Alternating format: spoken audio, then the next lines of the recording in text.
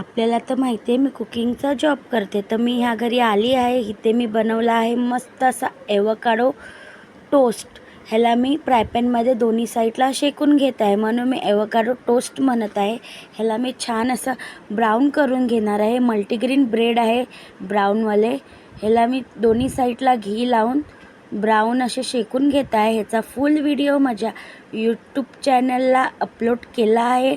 माझ्या यूट्यूब चॅनलला like, share, subscribe नक्की करा. बघू शकता एक साईडला शेकून झाला आहे. त्याचबरोबर मी एका साईडला कुकरमध्ये अख्खा मसूरचा राईस बनवला होता, तो सुद्धा रेडी झाला आहे.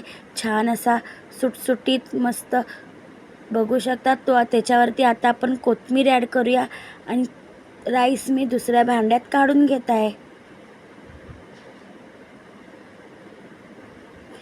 राईस काढून घेतला आहे. तोपर्यंत आपण एक सँडविचचे मी 2-2 पीस करून घेत आहे, कारण की सँडविच मोठा असल्यामुळे खाता येत नाही व्यवस्थित, त्याच्यामुळे मी तो कट करून घेत आहे. माझा इंस्टाग्राम चॅनलला फॉलो, लाईक, शेअर नक्की करा आणि कमेंटमध्ये सांगा माझी रेसिपी कशी आहे आणि करून बघा. खूप टेस्टी आणि छान अशी पौष्टिक आहे. बघू शकता एक पीसचे 2-2 पीस मी केले आहे.